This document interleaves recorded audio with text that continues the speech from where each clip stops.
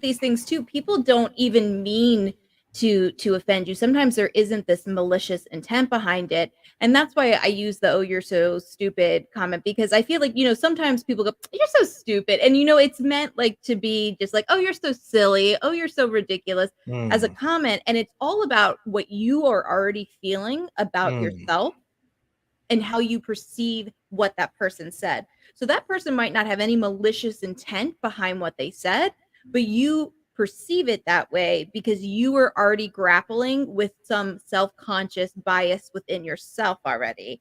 And that's really the idea of how you can even be offended. And like you said, you choose to be offended. And sometimes it's not as easy like, oh, making a choice to be offended. We don't even realize at times that we are choosing to be offended, but it's because we are already grappling with feeling insecure about that comment already within us. Or else we just go, oh, what is that person talking about? I don't, okay, because it doesn't fit the narrative of what you feel. And that's why sometimes we can just let stuff roll off our back because we know we don't feel that way. There is no, I'm self conscious about this statement. It's only when we are self conscious that it happens to create offense and an issue within ourselves. And in the topic of Prince Harry and Prince William, a lot of what's been going on is I can't help but feel like there is this level of self conscious emotion that is happening. People are offended because there's already some insecurities that are there.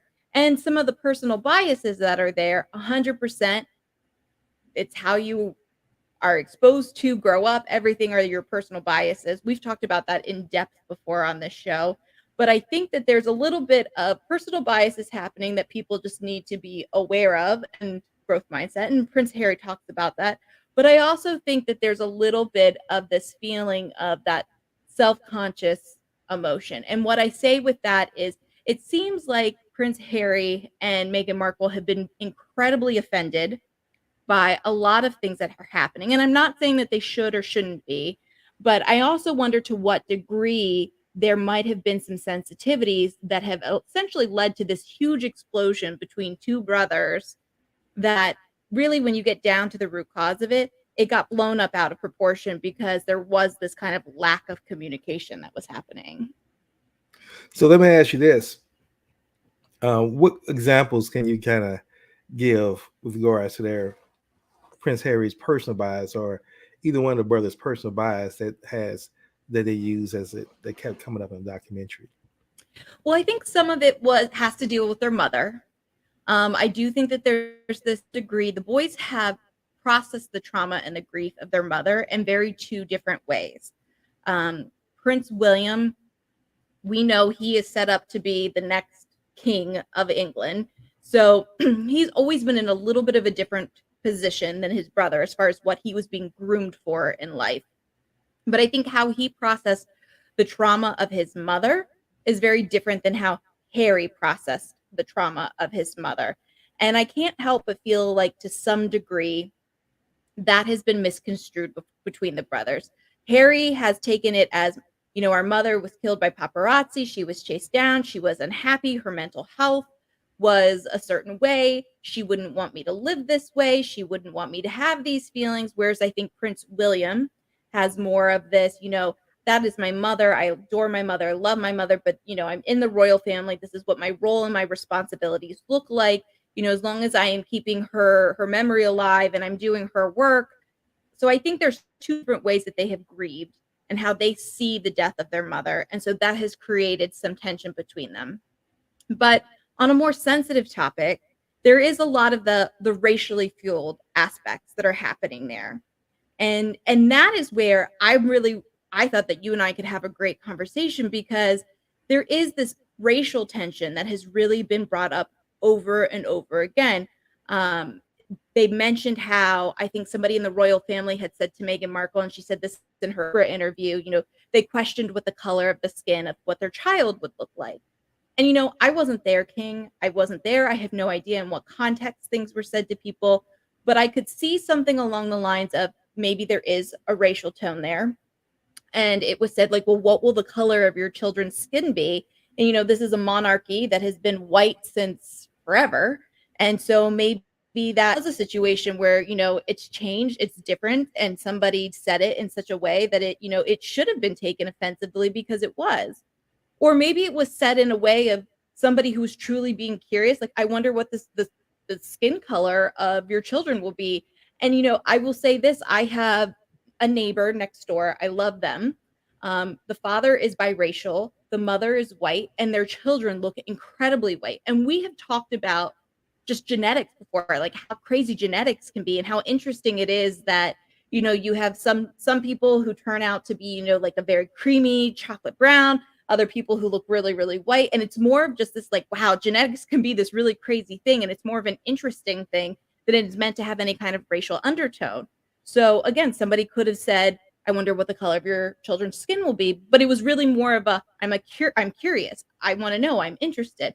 Again, I'm not saying one happened or the other happened. I wasn't there to be present to really make a judgment. But if there was already that sensitivity there about, oh gosh, are people judging me? Are people judging what the skin color of my children could be? It could have easily been taken as an offensive thing when it was meant as more of a curiosity. And that's where we go from that personal bias, those fixed mindsets, those growth mindsets. So that has been a huge factor within a lot of the drama that has been going on between the brothers is there really this racial undertone that is happening? Is it something that is a sensitivity? Is it something that is being blown up?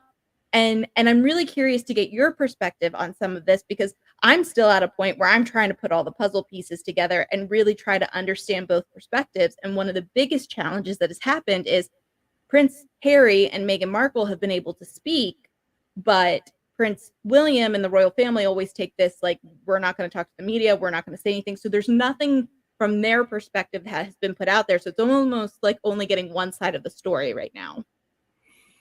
What I really find to be interesting about Meghan Markle is how she acts surprised. It's kind of like, and I'm not blaming her for it. It's just that I don't understand how she can be so naive to the fact that you're marrying into, first of all, as you said, a royal family that has been white since its origins, right? And you're dealing with England and the history of that. And then you did the Queen of England, who just recently passed, and her mentality and how the crown has gone into countries of color and done things that. So if you understand any of that history, how could you expect to go in and not experience some form of racial bias, racial tension, prejudice, bigotry? It's like being a boxer and then being surprised you get hit in the face. Right. It's like you know what you're getting into. You should be mentally prepared to deal with that and have thick enough skin to say, I'm not going to be so offended by someone asking that simple question.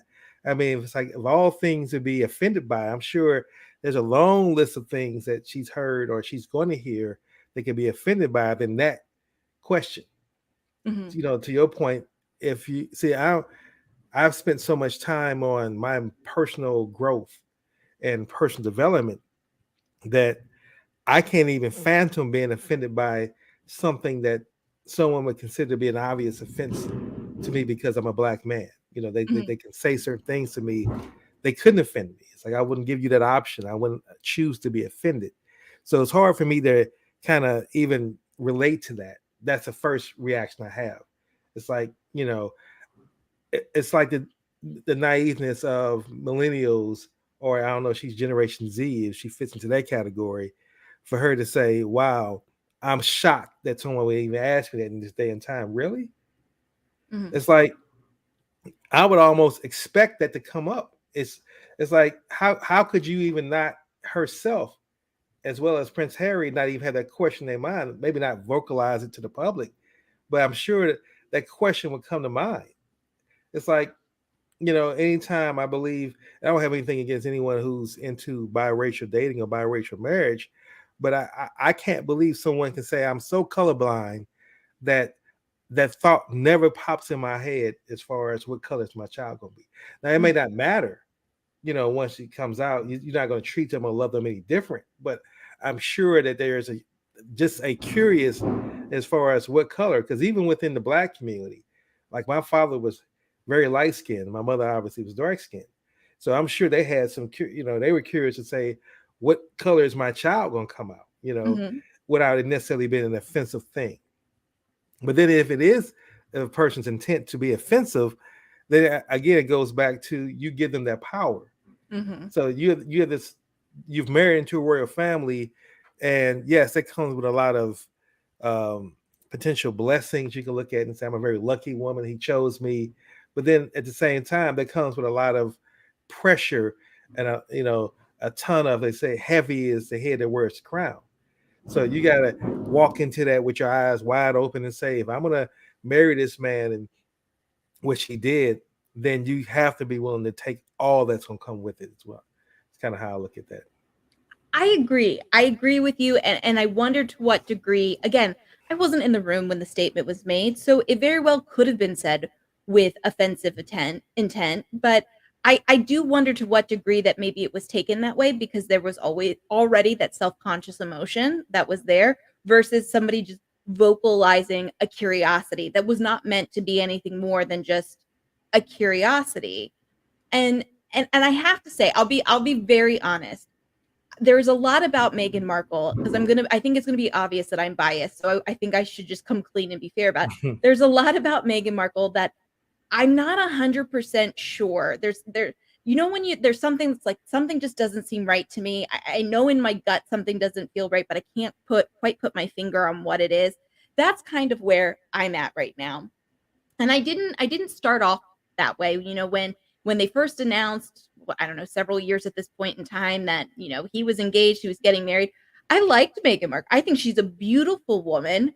I really hadn't I mean, I'm not British. I don't know that I have any skin in the game as far as the monarchy goes, but I really liked her. But I started to look at things recently as more and more was rolling out, and I'm looking at it from more of a psychological perspective. And again, there's that gut feeling, can't quite put my finger on it.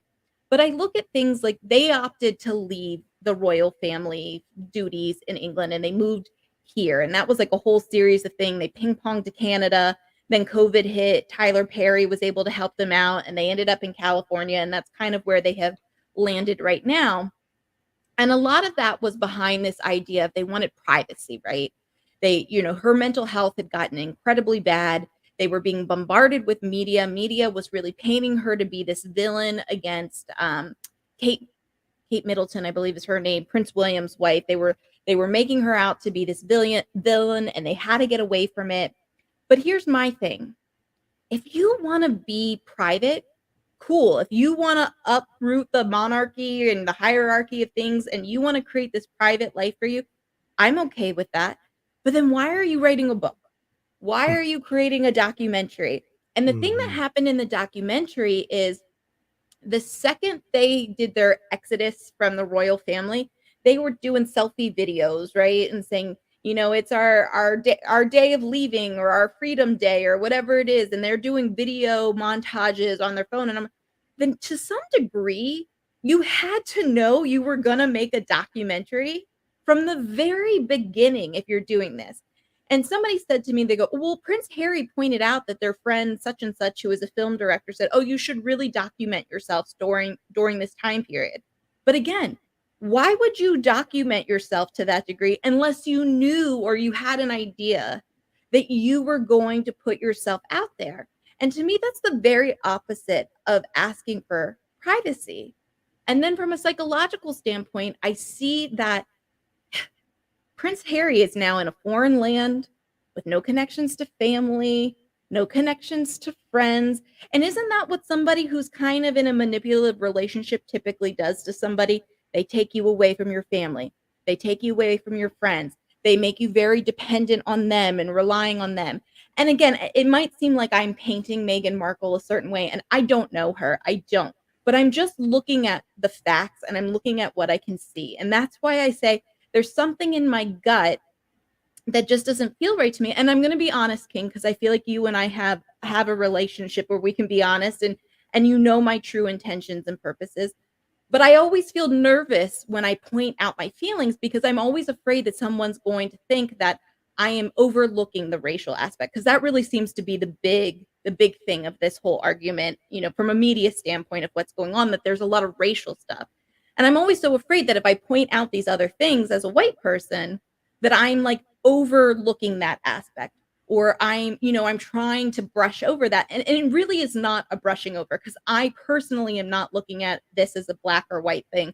I am looking at it as, show me all these psychological telltale signs, because that is what I see as the worrisome aspect. That is the thing that is bothering me, at least the most in this scenario. Well, I've always looked at from a context that when it comes to the racial aspects, it's about a excuse me, or anybody, it's really about their intent. So I know your intent is not to be racially biased or bigoted or anything like that. So there's not any energy like me that's even put it in that context when you talk about it. So first of all, I definitely understand where you and where you're coming from in that regards. But as relates to Meghan Markle, to me, I just think she's entitled.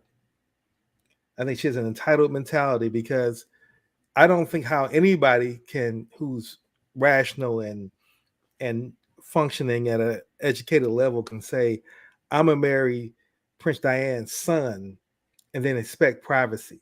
Mm-hmm. It's like that's idiotic to even begin with. It's like once you make a decision to say, this is a man I'm gonna marry, and understanding who he is and his position in his family, then you've given away privacy. You've given away. It's like, I use this analogy because I just recently saw this documentary about Michael Jackson, and I just use this. I want to take this little side step away for a moment, just make this point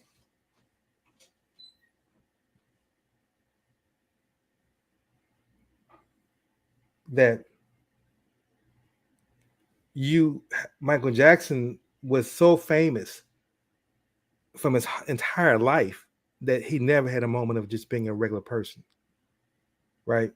So anybody who dated him as a regular person, you gotta expect that that comes with dating Michael Jackson. Mm-hmm. And that's my point I'm making here, is that you're dealing with a person who is already someone who has going to have constant media attention. And as you're saying, you're going to date him, marry him, then move him away from his element and try to give him a private life. That's not being considerate of who he is. That's unrealistic. And then playing the victim card to say, well, I'm surprised people are attacking me because of whatever X may be that you're trying to play the victim card on. So I just think that she's an entitled person. I think she's trying to play the victim card. And like I said, I just can't believe she can be so naive to believe that what she's getting back into me, I think it's extremely mild. I'm not a part of everything she's dealing with or experiencing, but I definitely want to say I think that she needs to be much more honest, and someone needs to really sit her down and say, you got to really recognize who you married, the situation that you're in, and get away from this. You want things to be one way when it's another way. That was one of the things that struck me the most. So she's incredibly bright. I think they talked a little bit in the documentary about who she was in school and high school, and she was an incredibly bright, incredibly smart woman. And I don't have any doubts there. I think she did very well academically, very intelligent. And then there was a part in the documentary where they were talking about how she didn't really know who Prince Harry was. She didn't really understand, what the royal family was. She thought it was really crazy that there was this protocol that you would have to like bow to the queen. She just thought that was like a thing that happened, for, all the peons, or we all thought that happened, but behind the scenes she was just like everybody's granny. None of that stuff happened. And I thought that to be really interesting, because I'm American. I'm not British. I've never grown up in England in any means, but I know enough of, what royal family means or entails. I've been exposed to enough of the royal family stories even throughout my lifetime, that I knew that there was a royal protocol. I knew the degree of what it would mean, like how much there was probably sacrifice associated with, not that I plan on marrying a prince anytime soon, but that there would be sacrifice associated with it, and Absolutely. what that would look like, Absolutely. and that I would essentially become a public servant in the public spotlight, that there would be a hierarchy. And so as she was kind of I don't want to say giving excuses, because I don't think that's fair to say, but really trying to kind of say like, I don't know that I did realize, the degree of what I was getting myself into. I'm sitting there hearing it, and I'm just like, I don't know how I can believe that, because she was like, as an American. And I'm like, well, I'm an American and I know that that's not true. So, and you, if anything, like, you're very highly intelligent. You grew up in LA, you were involved in kind of the Hollywood scene. You know that there are hierarchies, you know that things work like this. It's not like you kind of came out of, BF Egypt into this, like, came out of the woodwork of, mid United States, where you were sheltered in any kind of way. Like, you were exposed to things. So how are you saying that you really had no idea of what this would entail? And the other crazy thing to keep in mind too is she was really only in England for about 18 months before they did their mass exit. So, and I'm not saying that a lot can't happen in 18 months. I'm not saying that her mental health wasn't bad. I mean, I'm sure if you're getting hounded by the media and constantly being made to feel like a villain, I can't imagine, even if you had thick skin, that that would feel good. But I also feel like, to what degree why were you so naive to what it is that you were getting into? I can't imagine that they just, like, fed her to the wolves there without any level of support or help. That's what I have to look at, is why is she that naive? That's the part I don't get at all. Like I said, I know very little about the monarchy, but I do know enough to know about Diana, Prince Diana, about the Queen of England, the two sons, Prince Charles. I know them. I understand enough about the monarchy, understand how that system and the structure works. Now, I don't know all the details, but I do know that you can't get into that family and think that you're going to have a normal life Mhm. or expect a normal life. You have to be willing to say, I'm going to take all the weight that comes along with this, because she just wants all the joy that comes along with it. Being extremely well off, never have to worry about money ever again, getting treated like a celebrity everywhere, Royalty. royalty. You want all those benefits, but then you don't want any of the negative things that come along with it. And that's just, it's like those actors who say, yeah, I enjoy being famous, but I still want my privacy. Mhm. You can't get both. If you really achieve the level of success as an actor or an entertainer that you really want in this world, then you got to deal with the fact that you don't have a normal life. You can't just go outside like Brad Pitt just can't walk down the street, Yeah. and go into a store and not be bothered, and not have someone ask him for his autograph or take selfies. That just goes along with part of the process. So when Mhm. people say things that nature, I understand you might want that, but you realistically, I think they understand that you're not going to get that. You just got to accept the fact that, again, I go back to Michael Jackson to make this point, because I never looked at it like this until I saw this documentary. But I was watching a gentleman who was another singer being interviewed, and he said that he had been singing his whole life. He had never realized how much of there was a difference between him and Michael Jackson. Like, where he's performing in bands, stayed on stage, made a lot of songs. He said, I watched Michael Jackson come out with his brothers on a tour in 1979. He was speaking of this. And he said, I watched him come out and do 8 songs with his brothers, high energy songs where he's dancing, he's moving around with his brothers. And then his brothers leave. And then he has to come out and do 10 or 15 of his songs from Thriller and Off the Wall. And he did this for 17 straight nights. He said, and then, not to mention, all you can do after you do that kind of performance is go back to your hotel room just to get up in the morning and do it all over again. So it's like, he said, I never thought about that until I saw that. And that's when it clicked to me, because it's like we take these artists and entertainers for granted, Mhm. or people at that level, like, well, just perform, just sing. And if I paid money, I want to see you perform at that level every single night. It's like, I couldn't imagine doing that for 17 straight nights. No, you'd be in great shape, but no, But I just the couldn't imagine it. mental Yeah. aspect of the monotony of I have to go out there and perform at peak level Mhm. every single day, right? I mean, every single night. So I'm only mentioning that because, again, I think that certain people take that responsibility and they cherish it and they accept it. And I think others who come along and become instant, famous, and then don't want the fame, I just think they're being unrealistic. And I Yeah. think that, you can't have it both ways. I agree. And I do wonder for to some degree, to be fair, Meghan Markle was an actress. She was on, and I wouldn't say at the time that she got married to Prince William was she like an a celebrity. She wasn't a Beyonce or anything like that. She was someone who had been the suitcase or a briefcase gal on oh gosh, what was the name of that game show with Howie Mandel? I can't even think of it, but Who Wants to Be a she Millionaire or think something like that, right? Come She on, was Millionaire? Yeah. I can't remember, but you know exactly what she had been the brief one of the briefcase girls, and then she had gotten a higher level of success. She ended up on the show called Suits, which was like a TBS show, so still kind of a mainstream show, but not not like some huge big everybody watches it type of show. So she had a level of celebrity, and I can't help when you're somebody who is a celebrity, especially when you're kind of I think a lower level celebrity, you're still seeking that attention and some of that validation.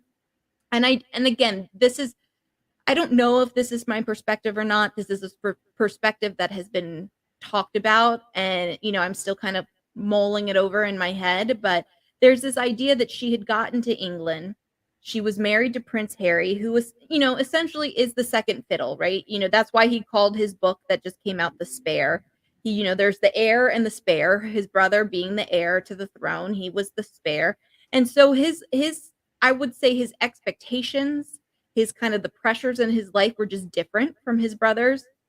He was in a position where he did have to walk behind his brother and rank as family is one thing, but in the royal family, there is a rank and a hierarchy. And his brother is now technically higher or has always been higher than him. And even his brother's children, as far as the hierarchy go, are higher than him because now they're the heirs and the spares. And that's, put him down like six more levels than what he originally was growing up. And so there has been talks that Meghan Markle had a difficult time kind of dealing with the fact that, she wasn't the main spotlight. And again, I'm not saying this is my perspective. This is just a perspective I've heard. So I like to put them out there because it's nice to talk about, but it's that she was not, the spotlight what was not on her, or the spotlight as far as female spotlight goes was on Prince William's wife, Kate Middleton, because she was kind of the in hierarchy terms higher than her. Even their children, Prince William and Kate Middleton's children, were hierarchy higher than her as far as the royal family hierarchy goes. And there's been rumors that that was something that was difficult for her because I think she thought she'd come in and she'd be this presence, because that is one thing they did talk about in the documentary, is that when she first came on the scene, it was kind of they were making it a parallel to Princess Diana, that she was very well received and people liked her so much that it became a threat to other people in the royal family. That's why they ultimately made her the villain and the victim, is they had to bring her down a couple pegs or two because she was too well received and too liked, and she wasn't supposed to be one of the people who were as liked, because as hierarchy goes, she was several rungs down.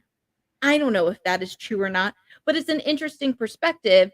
And I can see the narrative because I can see that Hollywood thinking I'm going to come in, I'm going to be the special person, I was well received, and now people are putting me down. But I don't see, I guess I can't make sense of it because the royal family has kind of been in this weird spot for a couple of years now where people are like, is it worth it? Should we even be having a royal family? What is the point of a royal family now? We want to get rid of it. Has been discussion and talk that's happening. And if anything, if you had somebody come in and it was like bringing new life and excitement to it, wouldn't you want to capitalize on that, not bring the person down? But jealousy can do funny things. So I'm not to say that that isn't happening or wasn't happening, but there's just a lot of really interesting perspectives that are kind of floating around out there. Well, I think you said a lot to really unpack there from my perspective. And again, it goes back to the theme, the title of our show, the growth perspective. For even Prince Harry, again, I can't relate to the royal monarch, but I can say that at the end of the day, how important personal development is. So, it's all about perspective. There's nothing really that says you have to operate as a second, or as you say, what was the term? Hierarchy, No, you said air in the spare. Aaron is spare, yes. So you don't have to operate as a spare. He could have used that opportunity to say, well, my brother has all the weight of having to be, you know, raised and nurtured and to be the potential next king. I don't have that. I can just do whatever I want, and I still get the freedom of not having to worry about income, going out for a career. So now I could be a writer, I could be an actor, I could be a movie producer, I can do whatever I want to do in my life. And I have the ability to make mistakes and learn. I can go out here and build these famous relationships. So he could leverage that a lot of different ways instead of just focusing on I'm a spare to my brother, something you're never going to be able to change. So it's like, why focus there? So that's how I think as a person who constantly looks for growth, having a growth mindset. How can I be better? How can I be better tomorrow than I was today? Ask myself those questions. I'm always in that kind of mindset. And I refuse to accept a victim mindset or a victim position. And it's hard for me to hear other people who do, because especially people who have, because I think anyone can look at a situation and say, what I don't have, or Mm-hmm. how things can be better, how things can be different. Anyone can point that out, no matter who they are. But for me, and that's the system engineer in me as well, I'm always asking myself, what's the value in that? Is there value in being upset right now? Is there value in giving this person power to insult me? Do I gain any benefit from that? I'm asking myself those kind of questions constantly. And the answer is no, then I'm not going to be insulted by this person, not from a verbal insult, you know. And so that's how I look at it is Prince Harry can leverage it to be even more renowned and respected than his Mm-hmm. brother is. Now, yeah, your brother can be the king, but you could be this whole other celebrity like Prince Diana was. I mean, she always gonna go down as this beautiful spirit that everyone loved. Always, you talk about, people talk about her now. They talk about her with such reverence, and so that is what he could be setting his goals on. How can I be much more of a humanitarian? How can I create more value in the world? How can I leverage this position that I'm in? And it's not that it's too late for him to do that. He still can do that, and that's the path I would recommend that he should start focusing his attention on, because if he continues down that path of I'm just a spare. My kids are gonna be a spare. I'm never gonna be king. I'm never gonna be treated at the same level as my brother. Then to me, that's literally it's an old quote that I've heard. I forgot where the source comes from, but it says, "If I was to say to you, what you think to yourself, can we still be friends?" Right? In other words, Mm-hmm. because we constantly abuse ourselves with our Yeah. thoughts, and that's what he's doing. And it's like, why do you do that? And then you question why you have mental health issues. And now you bring a woman into your life who's having a similar energy around her self-esteem issues and trying to figure out her space in the world, her place in the world, and then expecting that, like you said, I think that a lot of things that she put herself in intentionally has to do with her background as being this upcoming actress who was never really made an A-list actress. So she never really made there. I think anyone who is in that world, especially who still lives in Hollywood or still lives in LA, Mm-hmm. they want to pursue that fame. Mm-hmm. That's why I respect the actors and entertainers who say I don't live in LA. Because I love like Keanu Reeves. I don't know if like he is one of the yes, most humble, like you find him on the subway type of people. And exactly, yeah.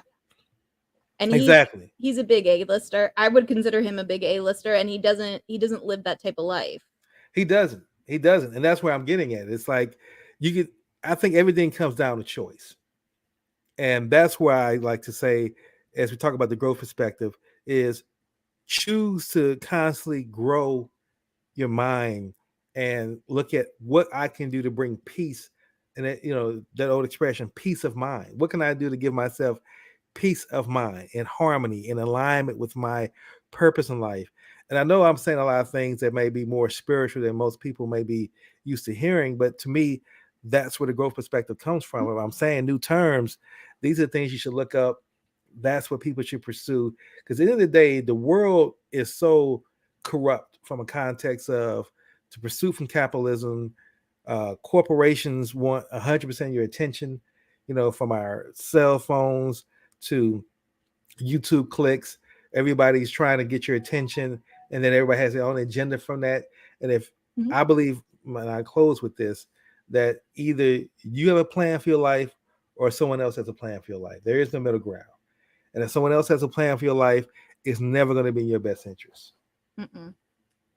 I completely agree with that. And that's why I wonder to what degree, and I think that's that, okay, something's not right and I don't know what it quite is, but maybe that's what it is, because I do feel like to some degree Meghan Markle has done that with Prince Harry, and it's almost been under this guise of, I hate to say this, but it really almost to me feels like she has capitalized on the tragic trauma that he faced with his mother. You know, she used the whole my mental health, and I'm not saying her mental health wasn't bad. I'm not saying that that wasn't a hard thing that she went through, but she very much so made it about her mental health. It was in an 18-month time period. I think she had even told him she was contemplating suicide while she was pregnant, which was something that Princess Diana had talked about happening when she had been pregnant. So it was almost like she was using some of the same things that Prince Harry was very aware of were his mother's triggers and traumas. And I think he felt like, here I am. I'm not going to let history repeat itself. I loved my mother. I'm still, as a grown man, devastated by the loss of my mother. Here I am now seeing the tragedy of my mother play out again in real time. And I'm now, I can stop it. I can stop it from happening. I can stop it from history repeating itself. I'm going to come in and I'm going to swoop in and I'm going to save her, unlike my mother was unable to be saved.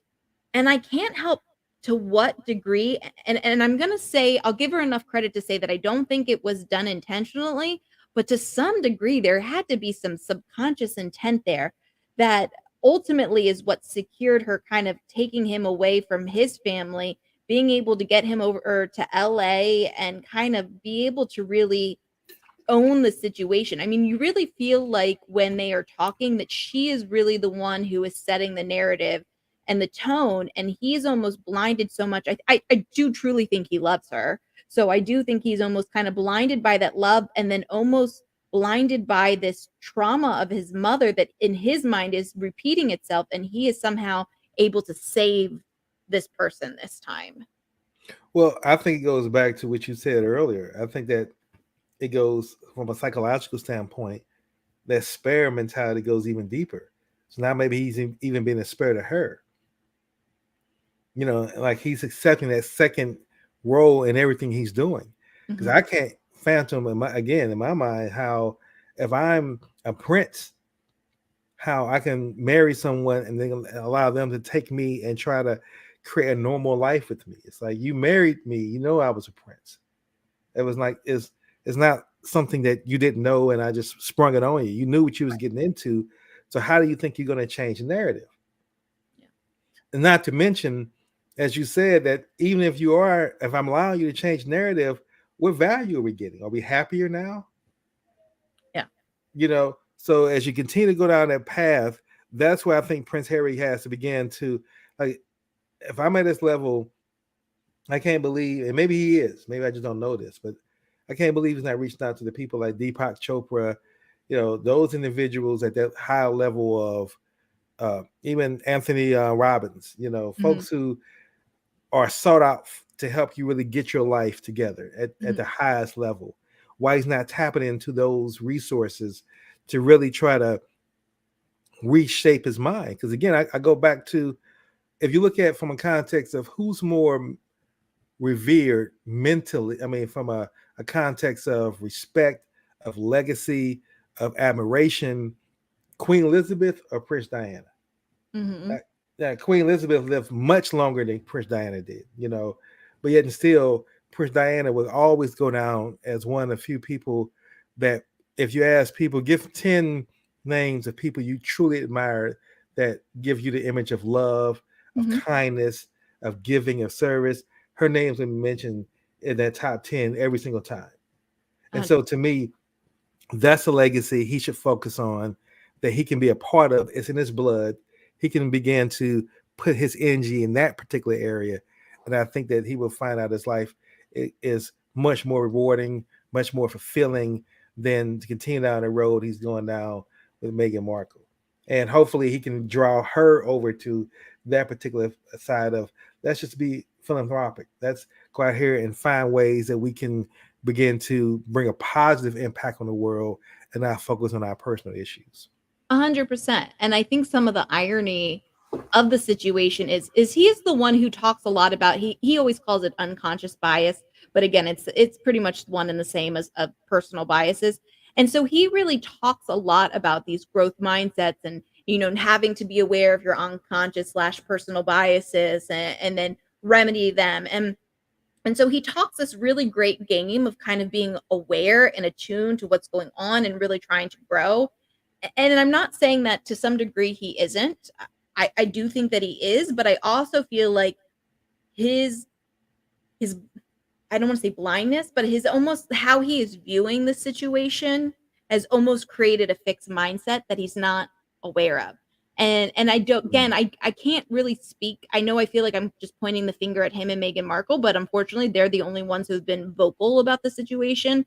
The other side, because of just how their protocol for how they handle these things is just to stay silent. So I don't know the other side or the other perspective or what is happening there. So I'm going based off just what I can see, but it almost looks like or feels like to me that Prince Harry feels like he is really open to this growth mindset, but he's almost become so fixed because he is so certain that his perspective of the situation is the correct and only perspective that he has shut himself off to the idea that maybe my perspective is not based in reality. Maybe there is a reality that is somewhere in the middle and and through my self-conscious emotions I got myself caught up. I obviously love my wife. I felt like she was offended. I needed to come to her aid. I wanted to take care of her. Like, all these ideas, right? That I almost think that he has become blind, that he has created a fixed mindset to the situation because he's not willing to admit or concede that there could be another perspective to how everything has happened. And that brings up a great question. Do you believe it's possible that your mate, a person you have in your life, can bring upon a fixed mindset upon you and put you in that perspective? I do. I think and again, I am going to make some assumptions here because I'm not privy to their private conversations. But I think if you already have a level of trauma like he does with his mother, and he in his mind thinks that he is helping history not to repeat itself, and his wife comes to him and says, I'm dealing with this mental health, or I feel attacked, or I feel like I've been made out to be the villain, or the media hates me, or it's become all about this factor or that factor. I think to some degree he is taking this trap trauma and he thinks that he's being this hero, that he is unshedding his personal biases. He's becoming awakened to what is the establishment has looked like, and he is going to take it on because he's going to prevent this from happening to somebody else that he loves.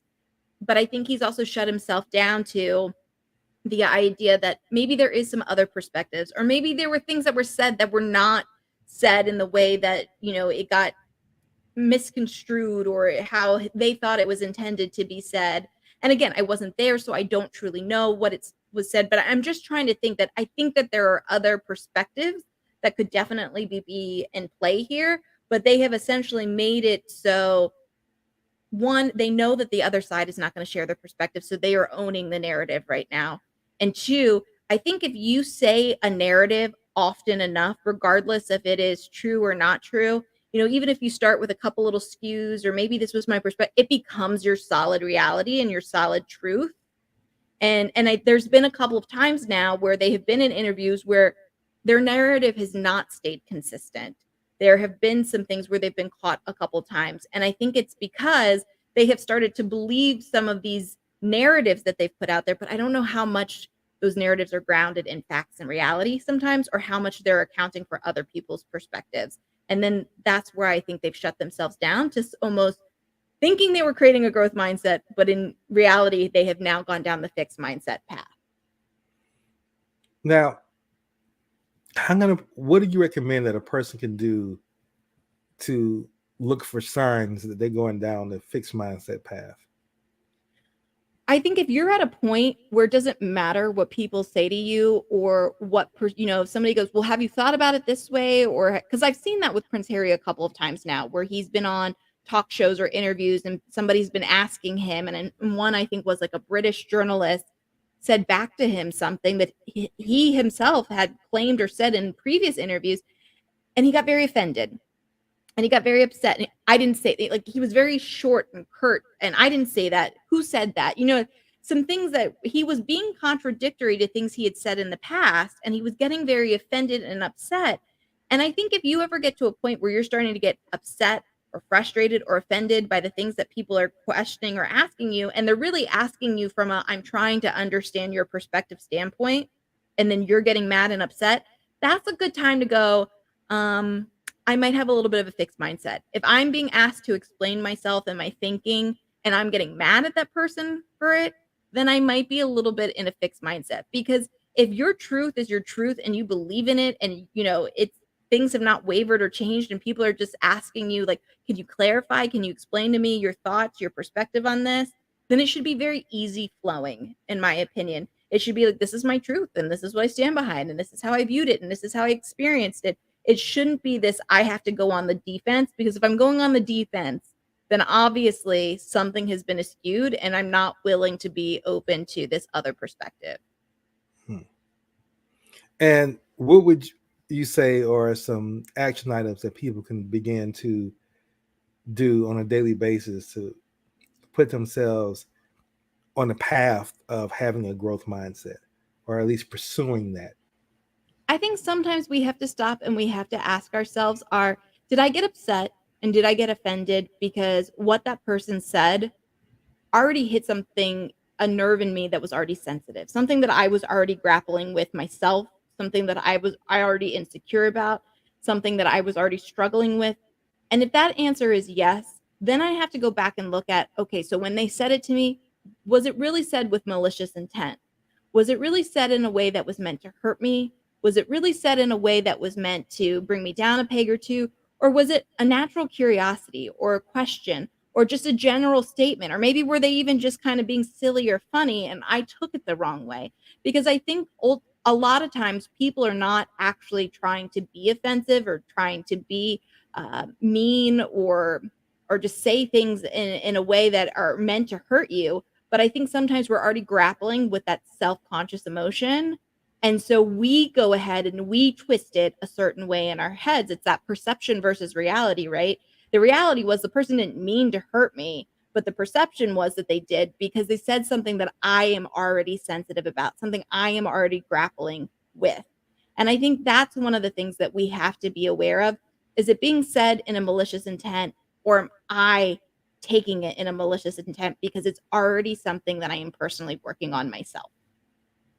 So it's always come down to choice. Yes. Choosing to, again, be offended. Yep, bringing it back to how you started the show. 100%. I mean, ultimately, everything is our choice, right? If I want to be mad or I want to be in my feelings, like, that is my choice to be. It's all perspective. Things, we all have bad days, and I don't want to be like everything is sunshine and rainbows for everybody all the time. It's not. This is life, right? We're going to get bad news. We're going to have bad days. Things aren't going to go our way. But are we going to sit there and are we going to have what I like to call a pity party for one? And we're going to sit in that moment and we're going to live in it? Or are we going to accept, okay, yeah, this is not the highlight of my day, not my best day ever, but okay, it is what it is. I'm going to feel this emotion, but now I'm going to look at it in a new light. Maybe this bad thing happened to me because it had to close this door, so this door will open. And the thing that I think is hard for a lot of us is sometimes things happen and it ends up being like, oh, thank goodness it happened, right? Because now this other opportunity has presented itself that if I had already, if I'd gone along with this bad thing or this bad thing didn't happen, I wouldn't have had this opportunity. But because those opportunities don't always, like, the bad thing happens, that opportunity shows up 10 minutes later, right? We sit in it and we dwell in it. Sometimes we just have to give it a little bit of time. I really do think everything does happen for a reason. And if you give the universe enough time to show you why, it will present itself. But if you're too caught up in the pity party for one, you're going to miss that why. And sometimes that why doesn't show up till 10 years later. And you go, that's why I did that. That's why that happened to me. Because now this moment, 10 years later, I needed to have that experience, or I needed that event to happen so that I could be where I am now. And so you might be waiting 10 years to get that answer. But if you can trust that, okay, yeah, this is not great. I don't love it. I don't, this is not the best day. but there's going to be a lesson. There's going to be an underlying reason. I can have my, pity party for one, but then I'm going to move on. That's when you're going to be able to shift that perspective and see life as these are lessons and opportunities for growth. Absolutely, absolutely. And is there an example that you can think of someone who, whether alive or dead, would you say has demonstrated a growth mindset as far as their life continuing along those lines of constantly evolving and growing? I think there's so many people that you can actually look at that. I think if you can think of anybody who has had to face a hardship but didn't allow it to stop them from trying to achieve the greater good, then like the first person who's coming in my head, and I think it was just because January just passed, was Martin Luther King, right? Think about everything that he was facing. He was getting hate and uh, hurtful things, and people who were really just being horrible and trying to tear down his movement. But he believed so much in love and light and positivity and having a dream, right? Like he didn't allow that to stop him. I think it could have been very easy to be like, I'm not going to deal with this. I'm not going to deal with the people being nasty and tearing me down. And, I've been to jail. Like, I think it would have been very easy to stop, but he didn't. And I think in history, if you can think of anybody who's ever had to face any Gandhi, you know what I mean? Anybody who has gone through a hardship but goes, but it's not going to stop me. I'm going to keep pushing for what I believe in because I believe in growth. I believe that we can all come together. I believe that we can be better people. I think there's a lot of examples that can be pulled from. Absolutely, absolutely.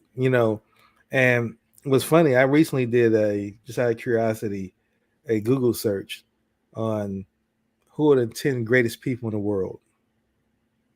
And I'm just going to name the first two because it surprised me. It said Jesus Christ was number one, Mm-hmm. and Martin Luther King Jr. was number two. So I should have used Jesus as my second example there instead of Gandhi, right? Well, depending on, some people might be offended by that, but yes, absolutely, absolutely. So where I'm going with that is what I want to leave our listening audience with is, again, the question I always ask myself is, how can I be a better person tomorrow than I was today? And then I can go down a list of better listener, a better son, a better brother, a better uncle, a better businessman, a better podcaster, you know. And now, how do we define better? It's bringing more value than you were before, is how I always define better.